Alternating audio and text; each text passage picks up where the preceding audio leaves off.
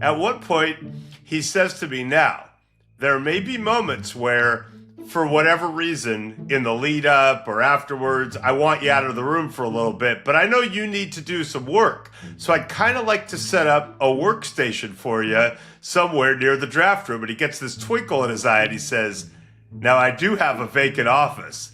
And that was how, Chase, I went from breaking the Greg Williams story to literally setting up shop in his vacant office. No, you did not. During the entirety of that draft. Welcome back to Scoop City. I'm the Athletic Senior NFL Insider, Diana Rossini. And I'm Chase Daniel, played 14 years in the NFL. Chase, it's good to have you back in your home base here as we get ready for the draft. Just a few days away. We're getting pumped up here. Remember, be a friend, tell a friend. If you haven't checked out our YouTube page, head over there. Leave us a comment. Subscribe if you haven't. We are locked in. Phones are charged. Not a new phone yet, but we're getting there. Get a phone. Got backup batteries. We got all of... a dirty matcha. Oh, is that different from coffee these days since you kicked the coffee shot habit? of espresso and a matcha, iced matcha latte. Come on. Well, we're in the thick of this thing. Every pick, every move, every smoke screen, all of it counts. We are collecting all of the information. We've got a really big week for you too. Wednesday, 4 p.m. Eastern, we are going live on YouTube. So it is going to be just a little over 24 hours from the start of the draft in Green Bay. And we've decided that we're just going to let this thing rip live on the show. So make sure you tune in for that. So that'll be Wednesday, 4 o'clock Eastern. It'll just be about 1 hour. Chase and I are just going to discuss everything that we're hearing and seeing. And then, of course, on Friday, we're going to have the reaction to everything from Thursday night's first round. But we've got a big show. We figured we'd kick this thing off big.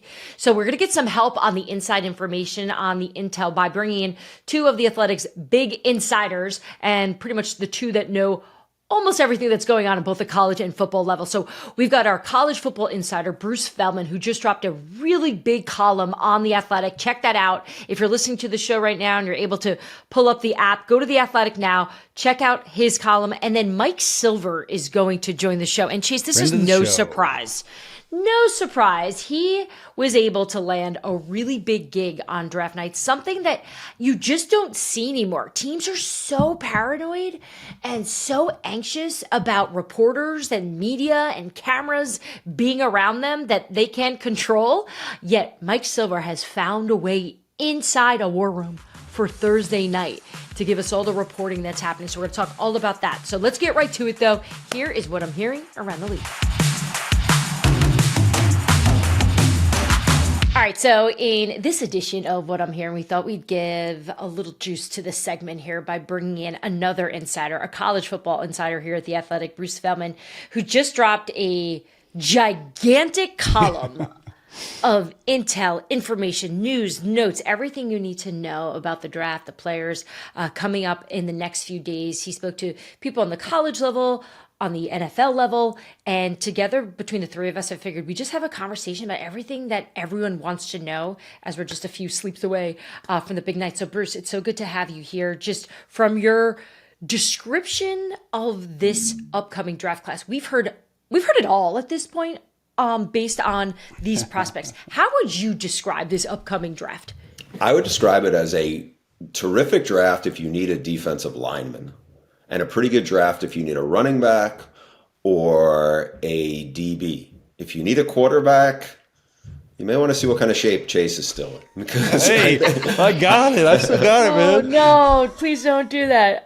So with that being said, what was the best quote you heard from talking to different coaches around the league about a single player in this draft? It's funny. I have 11-year-old twins, and one of them is obsessed with football. And he was in the other room when he heard me talking to an NFL D-line coach. And the amount of profanity that came out in those 25 minutes was like, he came in and his eyes were big, and it was just like, and the thing I realized is the more cussing, the more certain guy with D-line guys, the more they love a certain guy, and so, it was interesting. For me, I could go through the stuff in the weeds that might have been like, oh, I didn't think that. I didn't realize that. There seemed to be, and I'm not saying Shamar Turner from Texas A&M is going to go higher than Shamar Stewart, but there was a lot more love for him. Now, Shamar Stewart who's the freakiest D lineman in this draft. You know, he broad jumped almost 11 feet and vertical jumped over 40 inches. Only had 4.5 sacks in his entire career at Texas A&M in 3 years. Shamar Turner's the inside guy who's really disruptive, but I think Shamar Stewart is kind of like the riddle, where it's like, can you get it out of him? And the talent is so tantalizing, but just the, you know, multiple coaches I talked to, I was like, wow, they really like Shamar Turner way more than I realized. And then, so you start hearing stuff like that. I mean, you start hearing about almost ever since Chase's alma mater, I just realized it's like, you know, Missouri guy here, got Luther Burden, who was a huge recruit coming out of high school, for Missouri to get him. You know, you have to go back like a dozen years ago before they got another guy who was like a high 5-star receiver who didn't pan out the same way. But Luther Burden was a huge get for them. And people in college compared him a lot to Deebo Samuel because he's really good with the ball in his hands. But the coaches I talked to in the NFL were like, you know, the guy who's more like Deebo is actually playing at TCU, Savion Williams, and how he, you know, what they do with him. You know, Luther Burden's physical, but not Deebo physical, right? And I think they just said he's very, very different. Doesn't mean he's going to be Deebo Samuel either, but they think he's in the Cordero Patterson, Deebo Samuel range. Whereas, let's see where does Luther Burden fit? It's going to be interesting to see how somebody utilizes him next year in the NFL. You know, the interesting thing for me, I've only been covering the draft for 2 years, but being in the league for 14 years and then in college and just seeing how every team has a different evaluation on the same player. And it changes from team to team. And just the evaluation process, especially for quarterbacks, is all over the place. I'll get to the quarterbacks because obviously you know I mentioned that. But the surest player, in my opinion, in this draft and the best overall player is Travis Hunter, in my opinion, right? When you're talking about a guy like this who can play receiver, who can play DB, and he's dead set and saying he won't play unless he plays both ways. How sure are we that he could play both ways? Do you see him doing that? Do these people you talk to seeing it? And what's his best fit? The DB guys I talked to thought and also not just the DB guys. So it was I talked to one scouting director from an NFL team also for this. I talked to multiple offensive coordinators. One of the offensive coordinators said thought he needs to be a defensive back who they have a package for him as a receiver. And one of the DB coaches made like an interesting analogy. He was like, if you're a defensive back, you're a cornerback, you're more like a starting pitcher than you are a relief pitcher and a closer. He said, you need to see the whole body of work. And this guy, and it's a long quote, people can read it in the story, where it's like, you need to, you know, sometimes you may need to walk a guy. Sometimes you may need to, you know, like there's a lot of different things you need to set up. It's not coming in. This guy was like, Greg Maddux is not going to come in and you know, get you 3 outs. And you need to see all the stuff he's going to present and cause challenges with you and how you fit in the defense. And the people I talked to really kind of sold me more on him as the shutdown cornerback, because he's a guy, and I heard this from coaches who played against him in college also, where he has rare talent in terms of reaction. He is crazy burst on the ball. Could be a great zone corner because his instincts and his vision is so are insane, right? Yeah, but he's still a little raw. And why would he not be a little raw? Because he hasn't practiced and majored in something and lived it, because he's doing both things. And we've never seen anybody do what he did in college football in terms of going both ways and playing like 130, 140 snaps. So you know, like as great as Charles Woodson was, as great as Champ Bailey was, as great as Dion was, they only dabbled in offense, right? You know, the only guy in college we saw who played really both ways at a high level was Chris Gamble at Ohio State. But Chris Gamble wasn't Travis Hunter high level, right? So this guy, I asked the evaluator, the scouting director, I said, so how would you present it if this guy, you're taking him in the top 5? And he said, you got to basically let him realize you're kind of doing a disservice to yourself, but also to the team if you're like, I want to play receiver and do both. But we've never seen anybody in the NFL in the modern era try to do both. You have to go back like way back to Roy Green, and then that's probably 40 years ago. And it's a different game then, right? I'm sure it's a different game. So, but then it makes you wonder what Cleveland's plans would be if they're going to take him at 2, because from the conversations I've had, he's going to be receiver, right? But if there's a thought that maybe he'd be better playing defense, and I'm sure they've had those conversations and ironed out how they would want to do that. This is a Browns team who I really do think they're locked in on him, but are certainly taking calls from other teams right now, seeing if they'd be willing to trade up to go get him. So much, I think, fair argument has been made over the last few weeks of who is going to be the second quarterback off the board, knowing that Cam Ward's going to most likely wind up a Tennessee Titan. And Chase and I have gone back and forth a lot. He's given his analysis, his opinion on it, and I've shared what people around the league think. What have you learned? So who's next off the board after Cam Ward, do you think? I do think it's a big gap between Cam and the next guy, especially if the next guy is Shedeur, right? Like, is Shedeur going to go in the top 15? Does somebody move around because they're sold on him? Because there's a lot of questions there. I mean, he's really smart. He's really tough. And he's accurate. He can throw on the run. But it's not like he has a huge arm. It's not like he's super athletic. And the thing that came up a lot from people who were studying him for the draft was some of the issues Caleb has where he could escape and buy time and extend plays and then make some wow throws. Caleb, has to learn in the NFL. You can't do that in the NFL. You get hawked down by, it's not college anymore. But Caleb's also much more horsepower and a much better athlete than Shedeur is, right? So there's Shedeur. You have to project some of the system. There's coaches I know who did not love the system he played in. Now, he played behind a terrible offensive line, but he did have good receivers. Yes, I know. I mean, that's like the issues, because you had a guy, and this is interesting, a side note, I think, for my college football world hat is Pat Shurmur, NFL guy, longtime NFL guy, but what he was doing there in Boulder was probably different than what people in the NFL know him to be. Just like Jackson Dart at Ole Miss, his coach is Lane Kiffin. But you talk to the coaches who are evaluating Jackson Dart and they know Lane. They're like, this isn't the Lane Kiffin from USC offense. This is the Baylor offense, old Baylor, Art Briles offense that went to Tennessee with Josh Heupel. And as you know, there hasn't been a great track record of quarterbacks in that offense. I mean, RG3 had a moment for a while, but it didn't stick. Yeah.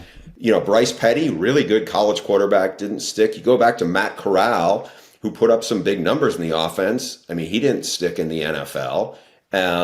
It's just, we'll see about Hendon Hooker. We'll see about Joe Milton. But there's a projection of how people are evaluating that, Jackson Dart, there's a lot to like in terms of like, he's tough. He's a pretty good athlete. He did get better in the system and played a lot of football in the SEC. But in terms of, there's guys I talk to who feel like, there's a lot of mechanical stuff that needs to be cleaned up. And also the offense he played in, there's going to be a big learning curve at development-wise as he transitions to the NFL. I mean, the one who I've heard some love for, not across the board, but from some coaches, was for Tyler Shough from Louisville. Mm-hmm. Like the issue with Tyler has been not the age. The age doesn't seem to scare the people I talk to. It's just that the injury history. 3 years in a row at Texas Tech before he got to Louisville, he had season-ending injuries, but he's got good size. Apparently, he is super smart. They love him in the meetings. He's pretty athletic. He's got good footwork. It's just the injury history is a concern. But he also came from a system that people like. Jeff Brom is very well regarded in coaching circles, and I think he's interesting. I would not be surprised if he's gone in the top 40. And those are the three really, like the Shedeur Sanders, the Jackson Dart, the Tyler Shough, right? Like it just depends on the evaluation process. And that's like, for me, it's like exactly what you're saying with Jackson Dart. I mean, he runs the same 6 to 7 concepts, but in different formations. And even with Shedeur, you talk about the Pat Shurmur offense. I'm one of the ones that's analyzing. I'm like, this makes no sense to me. It's not a pro style offense. So then, what does that say? One, about the player, or two, are they just trying to make it easy for him? And three, as true evaluators of talent and what their ceiling could be at the next level, it's an impossible evaluation. I mean, you take Shedeur Sanders, and about a third of his snaps, he throws the ball at or behind the line of scrimmage. You got to take those away. And the other third of the snaps, it's poor O-line play. So you really have a third of his snaps to really break down and actually see if he's going to be successful at the next level. So why do you think that? I mean, because there could be one quarterback taken in the first round. There could be 4 if teams fall in love. Why do you think? Just, this is more of an open-ended, like the evaluation process for quarterbacks is so skewed, because I'm not sure if Cam Ward would be QB6 last year, but now it's all of a sudden everyone needs quarterbacks. The bottom 12 teams just consistently turn over, where they're always looking for quarterbacks. When will teams stop reaching on guys? You know what I mean? Because it's like these are the quarterbacks we get, and this is all we got. Yeah, I think there's just a desperation that goes on with the position. You know, we didn't mention yet Jalen Milroe. Jalen Milroe is intriguing. You know, like he's a super athletic kid who's blazing fast and has actually a really strong arm, but he is somebody who is really, really inconsistent. And I think that he's a big developmental guy.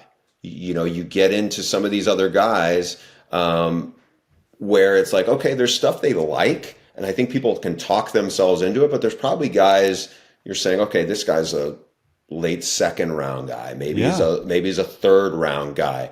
You know, you look at, Notre Dame had a quarterback they took from Duke who's big and athletic and really tough. Riley Leonard and he's really athletic. There are people, like, I asked, who would you say is a sleeper? And Riley Leonard's name has come up. Wow. But again, it's like, do you trust, is he going to be accurate enough where he can be a franchise quarterback? I don't know. I mean, I could see these guys being in the NFL for 8 years because character-wise, everybody likes them. And if you get in a system where, okay, he has some positives, but then all of a sudden are you looking at maybe this is another version of Easton Stick who can run well and can probably get you out of a game and probably fits well in the quarterback room. Yeah, I mean, I don't know. I know Justin Herbert likes Easton, so he's going to play for a long time. And I think that's the consensus, is like people try to reach, but they're more, and I've heard this from other people, I'm sure Diana's heard something similar, is like the middle level of this quarterback class, they're going to be good backups. Like their ceiling might be backups, and that's okay because everyone needs it. I just don't think you should reach for these star power quarterbacks. The problem is there's a need for starters. So while that's a good sentiment that you can grab a backup here, these are teams with jobs on the line right now, like the New York Giants, which, Bruce, I feel like I'm on this journey the last few days here. Whereas no matter who I talk to, it could be a GM, an owner, or even the person who helped me make my bagel this morning. I'm asking, what do you think the Giants should do? Because I just want to get an idea.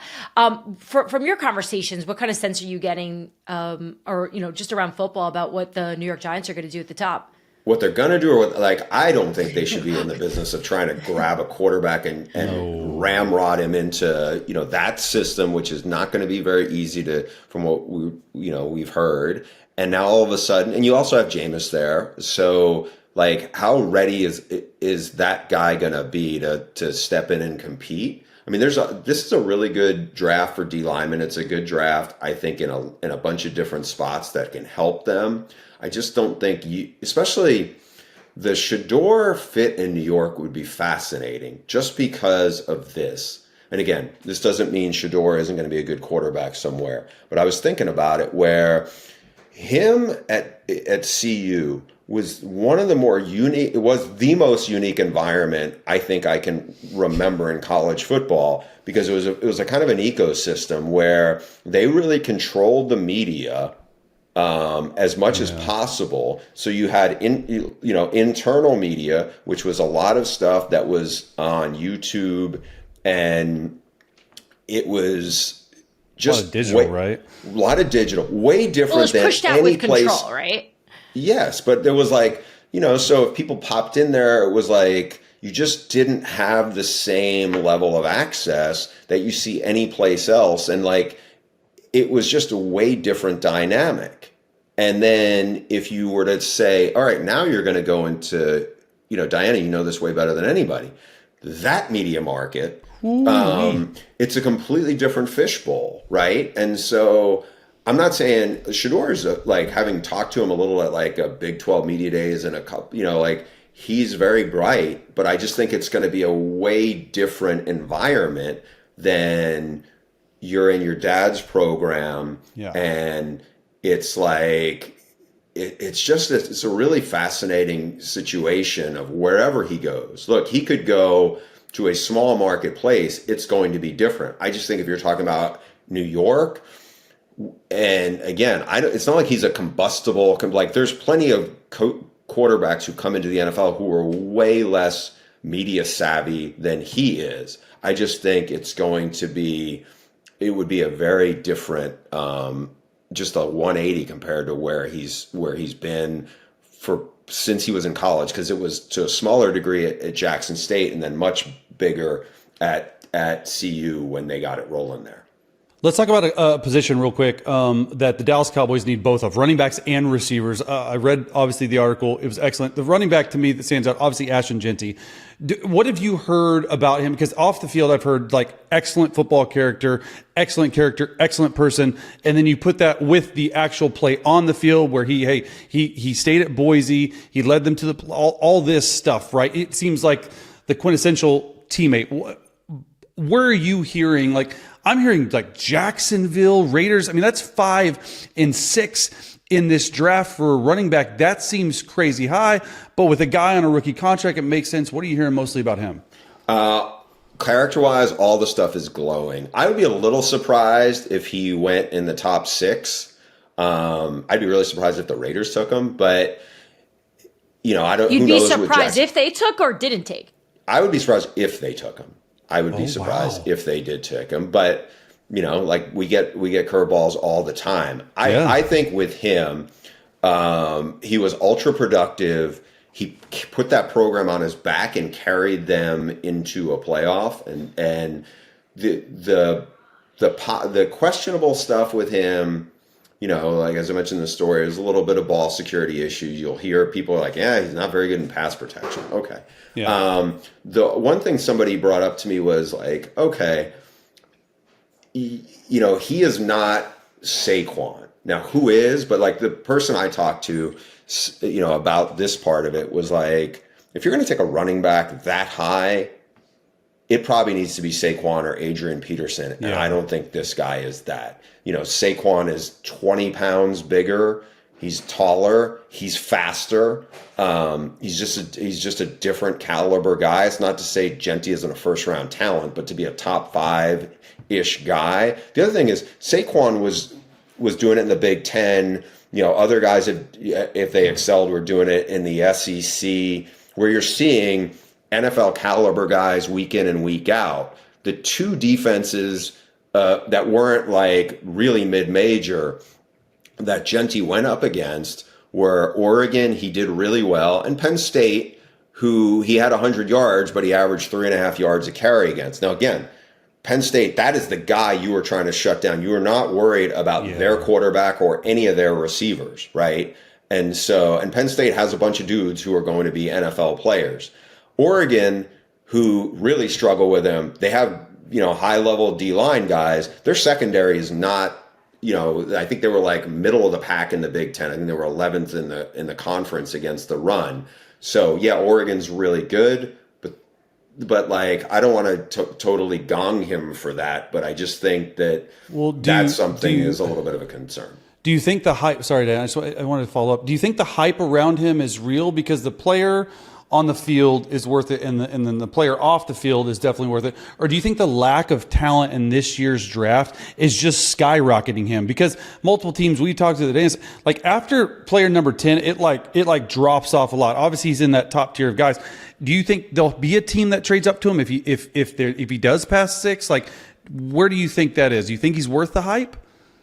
I think he's worth the hype. Again, I just think if you're talking about a generational running back, whether it's Saquon, whether it's Adrian Peterson, to me, those are the guys that go, and this is probably right around the time when you were playing, coming out of college, Trent Richardson was ridiculous. I mean, you could watch some jaw-dropping film of him. Again, he was doing it in the SEC. His NFL career did not go great. It's like based on that, not just based on Trevor. I'm just saying to go take a guy to running back that high to me. But look, LaDainian Tomlinson is a guy real NFL scouts have said they compare him to. His old coach, Dirk Cutter, who was the offensive coordinator last year at Boise State, has told everybody who's around him that he reminds him of Maurice Jones-Drew, which is a glowing compliment. And I like Maurice Jones-Drew a lot personally as well. And he went to Pro Bowls. I mean, if he's Maurice Jones-Drew, do you take him in the top 8?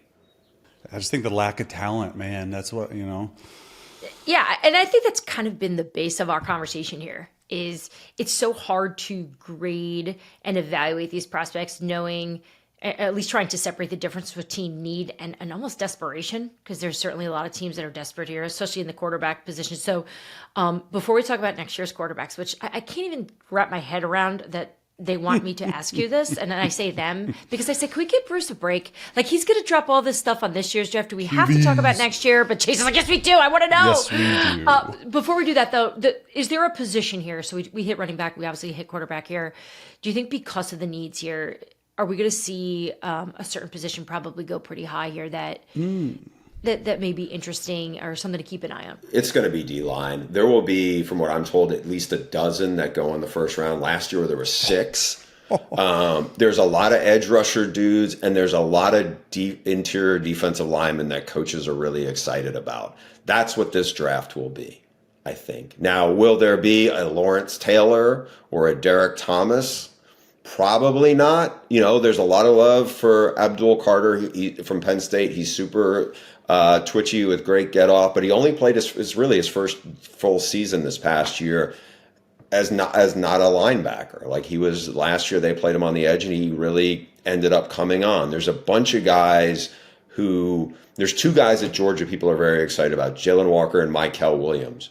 Mykel Williams is going to be interesting because you will see, looking at some mock drafts where people are like, oh, he's going to be 22nd or he's going to be in the 20s. And there's other guys I talk to think he has more potential than any of the other edge guys. But he had a lower leg injury that slowed him down for the first half of the season. But they think he could be first pick of the draft kind of talent when they look at him. People really like him. And then you start getting into some of the inside guys. Look, Mason Graham at Michigan will probably be, we were talking about Jeanty, is he going to be a top 6, top 8 guy? I think Mason Graham will be a top 6, 8 guy. He's an interior defensive lineman at Michigan who has really good film. He doesn't have people would like his arms to be longer. Maybe his body type isn't what they love, but the film they love. He's an old high school wrestler who plays with a lot of leverage. He's somebody they really, really like in that. I just think you will see a bunch. And you also see some, I think, tight ends. I think you could see 4, if not 5 tight ends maybe go in the top 40. 2, I think, could go in the top 15. So this is a good draft for tight ends. It's just when we want star power, like last year was top heavy with receivers. Whether Travis is a receiver or DB, he's of that caliber, I think, athleticism. But then once you get after, Diana, when you were talking about safest picks, there's a guy who will probably go in around 25, Emeka Egbuka from Ohio State. I think he's about as safe a pick as there's going to be in the draft. He's a lot like he's almost exactly like Jackson Smith and Jigba, but a little bigger and maybe a touch faster, and everybody loves him. It's just Do you take Jackson Smith and Jigba, a version of that, who was really productive last year? Do you take it in the top 20? You probably don't. But again, I think he's a real safe pick. All right, before we let you go, let's just do this way too fast forward of quarterbacks for next year's draft. Even though we haven't even hit this year's draft, I can think of a few names. What are the names you heard to be looking out for this college season and for next year's NFL draft? I think Garrett Nussmeier from LSU will be one to watch. The name is familiar for probably a lot of NFL fans. His dad, Doug, was a backup in the NFL and longtime quarterback coach, and now the OC with his buddy Kellen Moore at the Saints. Garrett is not as tall as his dad, but is kind of got some gunslinger to him. And I think he was good. Last year was his first year as a starter after backing up Jaden Daniels. And I think he's going to have a big 2025. Another one to watch is Carson Beck. This time last year, I think a lot of people thought he was a first-round quarterback and could have been first pick in the draft.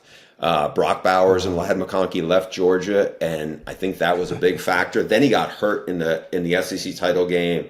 He's now going to be at Miami. Really quick release, really accurate. I think he has top 5 pick. Like if he's healthy, and if this was last year's film going into this, he would be maybe the first pick of the draft. He would be a top 5 quarterback. He probably would be the guy the Giants would end up taking. But he's coming off an injury now. He's only gonna start throwing really, in workouts now in the next couple of weeks. But he's one those are the 2 guys of what I think should be a pretty interesting group that I think are the. What about the Penn State guy? Headline. Drew Aller has a huge arm. He's athletic, and everybody I've talked to who's worked with him said he sees the field really well. We just need to see him play really well in those games. Big time games, yeah. Yeah, but he's definitely got everything you think you would want in terms of the skill set to be a first round top 10 quarterback. He's got it. Now he just needs to play more. He just hasn't played that much quarterback in his life. Yeah. All right, Bruce. Thanks so much for hanging out with us. I know you're going to be joining some more athletic podcast shows this upcoming week. You're going to be hanging out with Robert Mays and his show on Thursday night, 7:30 Eastern over on YouTube on Friday for the second round. You're going to be weighing in, sharing all your observations, thoughts, and amazing coverage that you've been consistently providing for feels like decades. I'm not trying to age you, my friend, but decades it's been. Okay. I did. I love you. You look great. It's the best. So we'll have more, or you can hear more from Bruce coming up later this week on YouTube.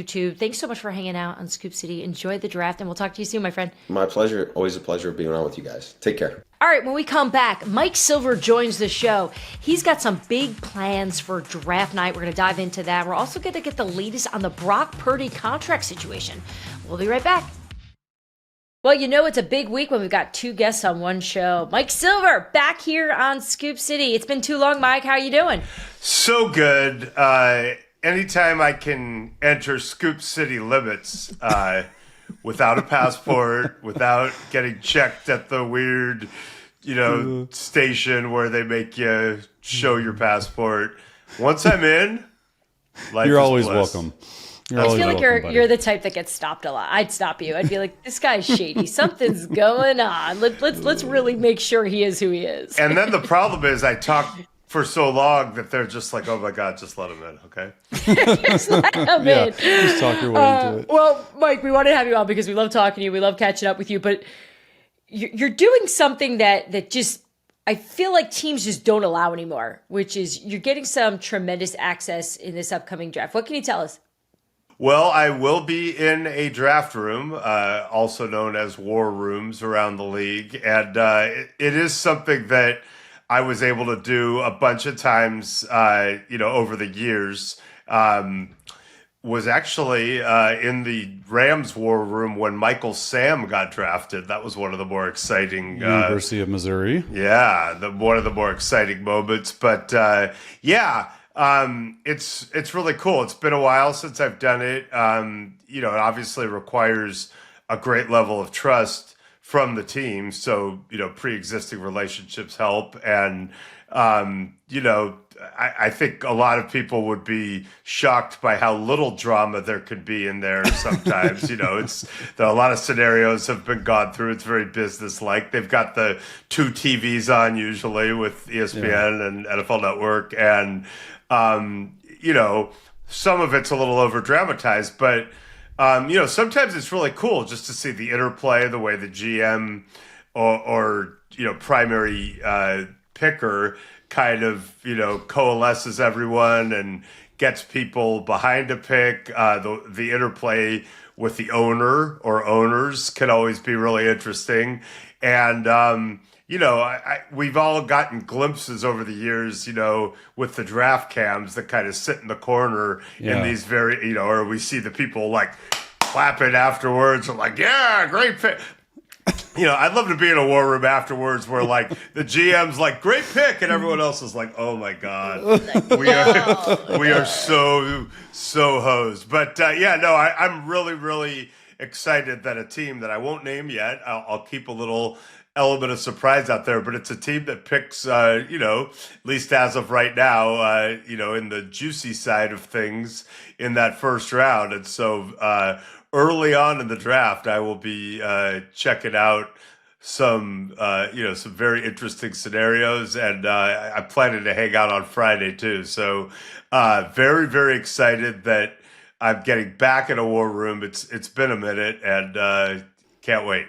That's really pretty crazy because usually these GMs and owners and head coaches are very, very like, hey, no one's allowed. Like I know offensive coordinators at some point that aren't even allowed in draft rooms. So the fact that you're getting to go into a war room, that's special. I know you don't take it for granted. For a guy who was being in the league for 14 years, I never even stepped foot in the facility, more or less the draft room when that was going on. But what are some of the experience, because you've done it before, what are you looking forward to on Thursday, the experience, and can you name a few things and talk about because that's cool, man. Yeah, thank you, first of all. And yeah, like I'll take you back to my very first one because it's a story where I was kind of like, is this going to actually happen? So Jeff Fisher and I have known each other forever since he was a 49er assistant and I was a young idiot beat writer who thought that the guy with long hair was cool. And remember, I gave him a Nirvana cassette tape to listen to one time on his way to the facility. And, we went way back. So when he got that job as the St. Louis Rams head coach, coming off his long stint with the Titans, Diana's favorite team to cover, there was a lot of excitement. He had kind of handpicked Les Snead as his first-time GM, and Jeff and I started talking about the possibility of me going into the war room. I was at Yahoo at the time, just as a writer, because I have done TV hits inside war rooms kind of leading into the draft or in the middle of picks for NFL Network subsequently. But this was as a writer, and we came out of the combine feeling pretty good about things. And then an event happened which I thought might change things. And that event was, I broke a story in Yahoo, and you'll remember this, Chase, I know. Greg Williams had been the Saints defensive coordinator, and there had been, a bounty scandal. And I was the one who came out with the kill the head and the body will die audio. That was you? That was me. I lived it. Yes, you did. So that was filmmaker Sean Pamphilon, who at the time had been doing a project with Steve Gleason, got brought into a meeting in the Bay Area before that Niner playoff game, and didn't have video recording, but had audio recording of Greg Williams saying some very, very strong things. In fact, I'm going to pause for a second because we've never talked about this. Chase, take me through that from your perspective. Well, like for me, I wasn't in the actual defensive meeting room, but I remember the game. I was there. We ended up losing that game. That was one of the craziest experiences I've ever had to have a head coach in Sean Payton just like gone for the whole year.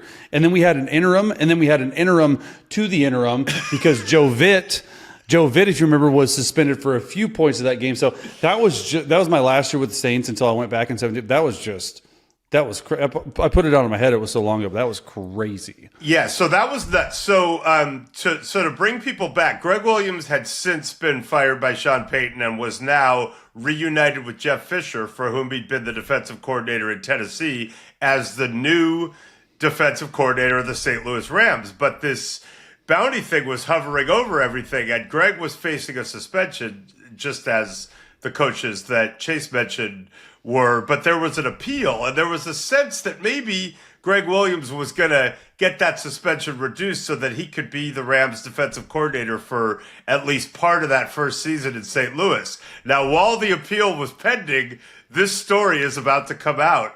And I called Jeff Fisher and leave him a message, and I'm like, hey, call me. I'm about to drop Just something. so you know. Yeah. And I'll never forget, I was at a Safeway in my town in Northern California doing some, light shopping, and Jeff called, and he knew it was important by the way I'd left the message, and he just goes, what's going on? And I told him, and he just goes, how bad is it?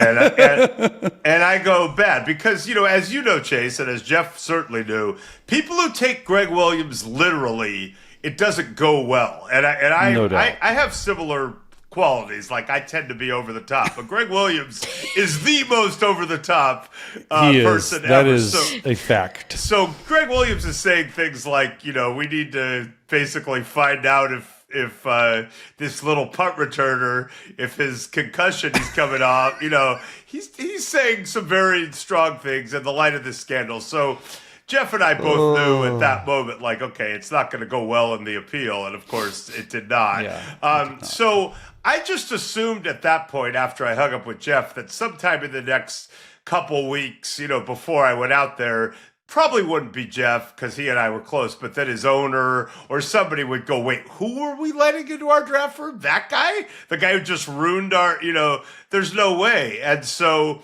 I just waited, and miraculously, when Jeff finally called me back, he said, hey, when you coming out? Want to have dinner the night before? I'm like, this is like, wow, okay, unbelievable. So now Jeff and I are in Clayton, Missouri at this great Italian place outdoors having dinner. He's laying out what they want to do in the draft. And at one point, he says to me, now, there may be moments where, for whatever reason, in the lead up or afterwards, I want you out of the room for a little bit, but I know you need to do some work. So I'd kind of like to set up a workstation for you somewhere near the draft room. And he gets this twinkle in his eye, and he says, now, I do have a vacant office. And that was how, Chase, I went from breaking the Greg Williams story to literally setting up shop in his vacant office. No, you did not. During the entirety of that draft. That is an excellent story. Yes, I do not take it for granted, and I've had a blessed existence. And after that, it's all been gravy. Well, just knowing that you may not be given all the access in the world that you were perhaps used to when you were covering Jeff Fisher, what are some of the things you like to just observe in terms of right before they're on the clock, as you're taking in as much as you can in order to write the story? Well, I want to be careful that I don't reveal too much about the specific situation, but I'm going into a situation where the picks themselves will be very interesting, I think, but there's a larger story going on that I'm trying to capture. So in this specific case, all of it. But let me go back to that first Rams draft to answer this, because here's one thing I always look for. Now, Jeff Fisher had laid out to me a lot of what they wanted to do. One of the things that they really were intrigued by was this inside linebacker out of Utah State who wasn't getting a lot of attention in the public realm, that they thought could be a really, really good NFL player and wasn't going to be a first-round pick. And that guy's name was Bobby Wagner. Now, as the draft was playing out, he's one of the people I'm keeping an eye on. I feel like he's still there, and I'm thinking, wow, they may be able to actually get this guy. And the Rams had a bunch of picks near each other, and at one point, I guess in the third round, right? Bobby Wagner, if I'm recalling, or was he second round? I get it all. I gotta go back and look at this, but this was the year they got Russell Wilson in the third round in 2012 as well. So the Seahawks are in the middle of this incredible draft, and of course, not every team knows what each other's doing, let alone division rivals. So I see a chance for the Rams with a pick coming up to go get Bobby Wagner. And at this point, I'm invested. I'm excited. Like, Jeff's going to get his guy. Well, there was some discussion with Jeff and Les, who were, kind of unfamiliar with each other. There was a lot of people who didn't know each other that well. And they said, okay, we could take him here, or we could make this little trade here, down a few picks, or maybe just wait a few picks till we go again. But we could get a running back named Isaiah Peed from Cincinnati that we also like, and gamble that Bobby will be there a few picks later. We can get them both. And they decided to take the gamble. They took Isaiah Peed. John Schneider swooped in and got Bobby Wagner, who's going to second round. Yeah, going to be second round. Going to be a Hall of Famer. And the Rams ended up pivoting, and I'll have to go back and look at what they did. But spoiler alert, whoever they took was not as great as Bobby Wagner turned out to be. But so I'm always interested in like opportunity cost, and it's funny because Les Snead has since talked about this and said that in the Rams war room and draft process to this day, there is a Bobby Wagner rule, and that rule is if you like someone that much and you really want him, don't get cute. Take the Bobby Wagner and stop being cute. Yep. So in all these experiences that you had, and including this Thursday, what are like some of the craziest things you've witnessed? Obviously, that's one, but like maybe not the craziest things you've witnessed, but I just can't get over the fact that you get this type of acts. I mean, that's amazing. It's a testament to you and the trustworthiness of you and your reporting, and everyone trusts it. But are these guys more calm than not? Are they just very, is it by the book, or is it by your gut, or owners paying a part of it? Like, what do you like? Tell us a little bit about that, because that's what I'm like most focused on. I'm so glad you asked about owners, because I'm going to tell the story now.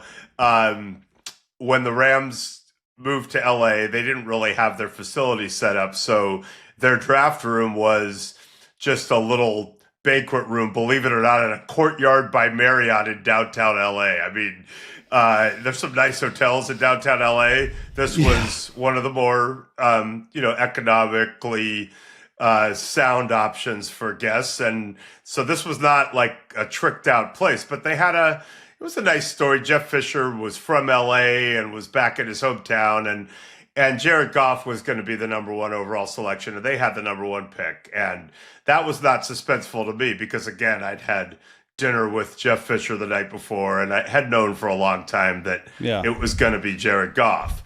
But, there's a clock.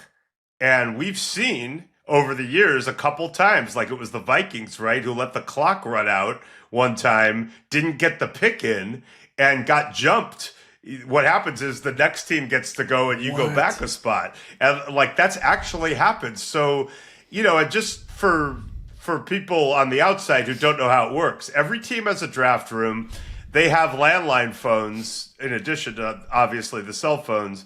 And it's someone's job once the pick is decided upon to get on the landline phone. And every team has one representative at draft headquarters, in this case in Green Bay, who then takes that call and then officially makes the pick. And there's a clock, and I think the clock starts at 10 minutes or 15 minutes in the first round. First pick, and then it gets down to 7, and by the later rounds it's shorter. So the Rams are on the clock, as they have been for weeks since making a trade with the Titans. And Les Snead is, of course, going to pick Jared Goff. But in that moment, he let the clock go pretty far deep. I want to say with about, it was under 2 minutes, which to me was getting stressful before Les finally had someone pick up the phone, call New York or wherever the headquarters was that year, and make the pick. And, it wasn't like oh my God, it's going to expire. But I was getting nervous. So afterwards, when I debriefed with Les, I said, hey, that went kind of late. And he smiled and said, so our owner, Stan Kroenke, is in the room. And I can't remember whether it was ESPN or NFL Network, but they were doing a thing about Jared Goff as the possible number one pick. And he said, all of a sudden, they start showing Joe Montana footage, and whoever the broadcaster was comparing Jared Goff to Joe Montana. And he said, I saw that gleam in our owner's eye, and I wanted to hold that look as long as I could, and I didn't want to take that moment away. And so I just waited and waited as our owner sat there with that happy look in his eye, and then I made the call. So I've seen owners influence picks either kind of, subtly or very directly. I've heard stories of owners just saying, no, we are picking this guy. But in that case, the owner's excitement over what he was seeing on TV created a little undue drama into the proceedings. That's wild. It is all so good. You never know if there's going to be fireworks. We expect some fireworks in this upcoming draft. Mike, let's take a quick break here. I know you got some news to provide us on the San Francisco 49ers, some contract talk. And I just want to get your thoughts on Aaron Rodgers, who we still do not know if he's going to play, and if he does play, where he's going to play. Let's have that conversation next. We'll take a quick break. All right, back here on Scoop City, Mike Silver joining the show, or at least hanging out with us here for another block. San Francisco 49ers OTAs begin this week, on top of the fact that they've got 11 picks in this upcoming draft. So they are busy in that facility as they are preparing for hopefully a much better upcoming season. Let's just start with the biggest story San Francisco's facing right now, which is Brock Purdy's contract. Their owner, Jed York, has said this should be easy. We should be able to get this done. Yet here we are, and it's still not done. What's the latest here, Mike? Well, guys, the San Francisco 49ers organizationally do so many things really, really well. They have great alignment between owner, GM, and coach. They stockpile talent in an incredible way. Kyle Shanahan coaches them up.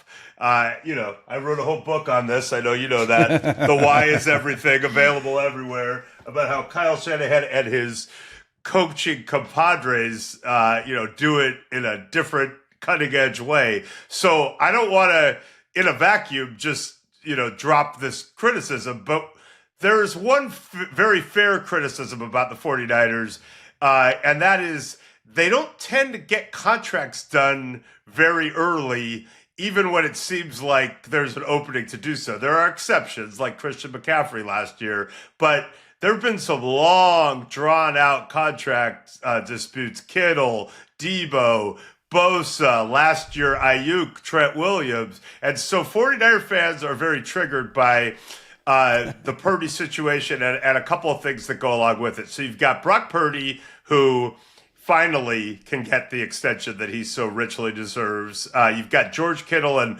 Fred Warner, cornerstone veterans who are looking for extensions, and I think the team agrees that they want to do something. The question is how much. And now you have the start of the offseason program, voluntary program at this point, and who's going to report on Tuesday. So here's where we are on all three of those fronts as of Monday afternoon. And of course, it's a fluid situation.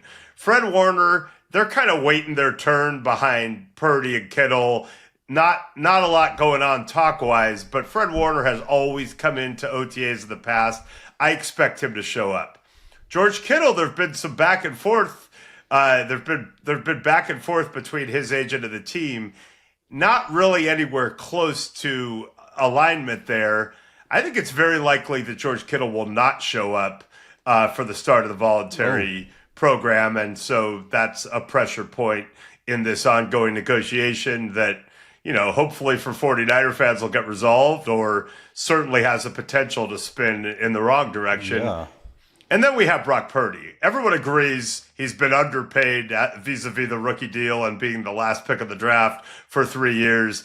They all agree they want to keep him, they want to make him their guy, and they want to pay him what they believe is market value. I think there's some sense on the team side that maybe they're getting pretty close. Maybe on Purdy's side, there's a little bit less of that sense. But of course, you can get very close very quickly with one text or phone call. And so the question is, how close are they in Purdy's view, and what is the point where he shows up? If Brock Purdy does show up Tuesday, I believe that means he thinks we are really, really close, so I'm just going to come in and we'll get this done pretty soon, in my mind. If he doesn't show up, then it's a way of applying pressure. And, of course, a quarterback showing up is a whole different deal. So I don't know that they, as of Monday afternoon, had decided, Purdy and his agent, whether he's coming in or not. They definitely don't seem to be inclined to declare that until Tuesday. So you've got some drama here. What will happen between the time of Monday afternoon and Tuesday when they would otherwise show up, and what will happen when players come in? Will Brock Purdy be one of those players? So that is news. Awesome. Thank you for that. So the Purdy thing is fascinating to me because, you can think about what he ranks in the NFL. You think but he fits their system so well. Do you imagine this is something that gets done quickly versus, holding out like a Brandon Ayuk or like a Trent Williams into training camp because of the quarterback position that is so important? And where do you imagine this number ends up at? Because you got a guy like Tua, you got a guy like Trevor Lawrence making 55. In my opinion, Brock Purdy's better than both those guys. Yeah. And it's one of those things. It's such a good question. There's leverage on both sides. The 49ers technically have leverage because he's under contract on the option year, which will pay him more, but not anywhere near market value. And they technically don't have to do anything. But Brock Purdy has leverage, and I might not come in. And as you said, it's a whole different deal when your franchise quarterback is not in the offseason, let alone for Kyle Shanahan, who is a very detail-oriented guy who wants to go, like Brock Purdy, they want to go over every single detail starting the second they can. Yes. I think it's one of those things where, they want him, he wants them. Part of what makes Brock Purdy so good is that he doesn't have to overextend. He just goes through his progressions and makes the right play and uses his legs to get out of trouble, but he's not trying to be Superman. Well, now they have some departures that make it more likely that he would have to overextend. And so you're trying to work with him and be like, no, dude, you keep being you. Let us handle the loss of a Debo or the weapons accordingly. And hopefully for them, Kittle is still part of things. So I think there is a middle ground. I think in his heart, Brock Purdy is grateful for everything that's happened there, wants to be with Kyle Shanahan, recognizes that there's so much money to be made as the guy with the 49ers over a long period of years, and wants to have cap space to, help them build around him. On the other hand, I think what you're saying has tons of merit. You could look at Brock Purdy and go, I think I'm better than those guys. I've been playing for cheap. And then add to that, and Diana's obviously been at the forefront of this reporting too, but the 49ers have spent more cash in recent years than any other team. Last year, Jed York led the league in cash spending. And so it's not just salary cap. It's easy for people like me every year in free agency to be like, more, spend, pay him. But of course, it's not my money. It is actually Jed York's money. So there is a sense there, and Diana and I have both reported on this, where Jed York has kind of said, okay, we went after it. We loaded up one more time after we lost the Super Bowl in overtime. It didn't go well. It's not like, we're not trying to win, but let's not be so cash reckless all the time. And so that would be the other part of this, all of which goes against what you said, Chase, which is, let's not take this one into August. It's happened so many times. This is the quarterback. Let's get this one done early and go from there. Yeah. And I never got the sense that Brock Purdy was coming to the table, or at least his reps were saying, you must make him the highest paid player He seems in reasonable. football based on the market. I think they're aware of the situation. I think Brock is the type of player that is probably an owner's dream in a way, right? Because he isn't going to be that guy that's saying, pay me top of the market or I'm not going to be here. So we've always felt really good that this deal was going to get done. And I think the Niners are going to want to avoid that any disaster or dark cloud that we saw last year. So we'll see what happens. I do think it's interesting, though, Mike, that here we are talking George Kittle's contract situation. We're a few days out from the draft. It is a good tight end draft. I'd be curious to see if any teams would call, just to see. Because teams explore situations, granted, you got to figure George Kittle probably wants to be paid top of the market for a tight end that has achieved as much as he has and has been such an important piece of Kyle Shanahan's offense. So we'll see what kind of pans out there. Before we let you go, Aaron Rodgers went on the Pat McAfee show recently to talk about the situation with the New York Jets, the future with the Pittsburgh Steelers.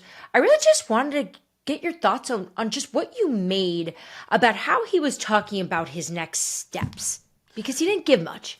Yeah, Chase broke that down beautifully, by the way. That was, I can only go so far to get into a quarterback's mind, but we have someone here who understands it on a different level. But yeah, I would say this. Of course, I take Aaron at his word that he's going through something with people in his, someone in his inner circle, and there's something else, that is weighing on him. And of course, we're all hoping for that to resolve in a good way, and we're mindful that these people aren't just commodities; they're human beings, and all of that. I sat down with Davante Adams recently and the other day, and I'm going to write about this. As soon as I get done with you guys, I'm going to start typing, which is why I'm talking so much, because I'm trying to avoid writing. I'm a procrastinator at heart. But, Davante has been talking to Aaron, and so it was interesting to hear from him. They had golfed together, I believe, at Shadow Creek in Las Vegas. Yeah. And Aaron said, okay, we're golfing today. I'm flying tonight to go meet with the Jets' new GM and coach, Darren Muji and Aaron Glenn, and talk about what's going on in my future, and then I'm going to come back the next day after that, and we'll play Shadow Creek again. And then eventually Aaron called him and was in such a bad mood about the way the meeting had gone with the Jets that he said, I'm not coming back. We're not playing Friday. And Davante told me, he said what Aaron said, on the McAfee show was basically what he told me. And he said, at first I thought he was maybe being over dramatic. And I was like, dude, bro, what did they really say? And then he said, no, Aaron told me they really said this. And, we know the main points by now, but basically fly all the way here. Oh yeah, we don't want you. Not much of a discussion going forward. And, Aaron clearly felt disrespected by that. Davante told me, and this will be in my story, that once he heard Aaron tell him that, he was like, well, I knew I wasn't going back there. I don't know how viable that was, because they would have had to redo the deal. But Davante was like, I'm done with the Jets based on how they treated my former teammate and friend. And then Davante, once we talked about Aaron, he told me two things. He said, look, I think he can still play at a very high level. He said, I think if you look at last year, the injury was bothering him in the first part of the year, and you could tell that affects a lot of decisions. When you can't move, you just make passes you wouldn't have otherwise made. He said, by the end, I think you saw a guy who's still Aaron Rodgers, and that's what I believe he is. And then the second thing Davante told me was, I think Aaron wants someone to roll out the red carpet for him. That is what he is looking for. And I'm not sure if you would consider the Steelers doing that right now. I'm not positive how Aaron perceives that or how the Steelers perceive that. The Vikings clearly aren't, because they're basically like, we're going to just see how J.J. McCarthy's spring goes. And obviously, whatever the Giants were doing, that, maybe just the situation itself wasn't what he wanted. But felt to me like Aaron, based on what Davante said, would love to be swept off his feet. And look, he's a 4-time MVP. He's one of the greatest ever to spin it. I understand why Aaron would want to feel that level of intensity before he jumps in. So, but why? Why? You're a 4-time MVP. You're going to walk into the Hall of Fame. Why you just made me upset, Mike. And it's hard to make me upset. And again, this is secondhand. This is not. I got you. I got you. Yeah. I 100% agree. I'm just reacting to it because it's like, just go play the game of football. You got 1 year left. Like, that makes me think that, first of all, no team's going to roll out the red carpet for you. That is a fact, right? Because Pittsburgh would have done it if they wanted to. Minnesota hasn't done it. Those seem like. Do you think retirement is a real option for him? I do, but I also think retirement doesn't end it, and that's not just because he followed Brett Favre, who, as you'll recall, loved to retire and unretire. But I mean, just play it out this way. Let's say he retired, and I don't want to like jinx people, but let's say the quarterback of let's say one of the quarterbacks we mentioned earlier in the Brock Purdy contract discussions, who has a history of head trauma, got another head injury, which obviously we pray would never happen. Yeah. If you were the team that paid him a lot and thought you needed to win now, and that happened, you might call Aaron Rodgers and not only roll out the red carpet, but like get down on your hands and knees and pick the little particles out of that carpet to make sure. So you think he waits? Yeah. So I and not like, I'm hoping that happens, but he seems content to wait until he feels, and it might red carpet again. This may be lost in the translation. Without having talked to Aaron about this, I believe that he just wants to feel that vibe because the Jets, let's face it, and our host here knows it more than any human, Diana Rossini, outside of that building. The Jets are a little different, and it didn't go amazing there, and it ended poorly, obviously. So, like, I think he just wants to feel like this is a real place that is pulling together. There's a chance to have it go great here, and we think you're the guy to take us, and we want that. Here's our vision. Come aboard. And honestly, when he's talking to Kevin O'Connell, who he's known for a long time, if Kevin O'Connell was like, look, I love JJ McCarthy, but we just drafted him and we're putting that on the back burner for a year with him coming off the knee injury, you and me right now together with this team built to win now, that might be a conversation that could have moved him. And so, the answer is I don't know, but there's a reason why he's not jumping into the Steelers, and whatever that reason is, the wait continues.